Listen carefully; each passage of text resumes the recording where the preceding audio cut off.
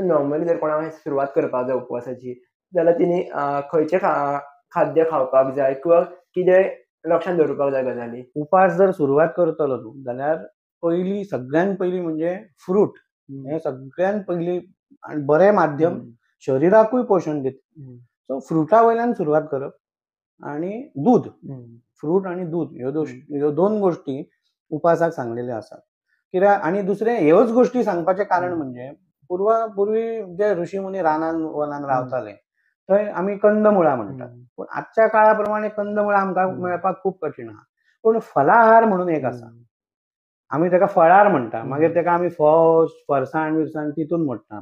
पूण तशें फलाहार म्हणजे कितें? फळ हेच आहार आसा ज्याचें तो.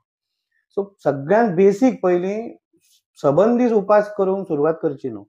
पयलीं एक वेळ जेवण सोडपाचें, मागीर हळू जेन्ना तुका जमता एक वेळ दनपारां जेवलो आपूण, आतां रातचें बंद करून फाल्यां सकाळीं ब्रेकफास्ट करप, हो पयली स्टेज.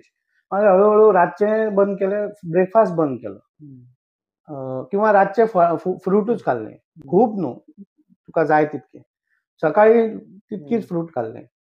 फ्रूट हळू बंद करून पूर्णपणे रात्री निराहारी रावलो. निराहारी हेचो शब्द सुद्धा नीर आहारी, नीर म्हणजे पाणी, आहारी म्हणजे आहारी, निराहारी म्हणजे कितें? उदकाचेर रावपी. हळू करून रातचें आनी ब्रेकफास्ट बंद करपाचो. मागीर एक टायम जेवण दनपारचेंय बंद करपाचें, म्हणजे राती जेवंक ना, ब्रेकफास्ट करूंक ना, दनपाराय जेवंक ना.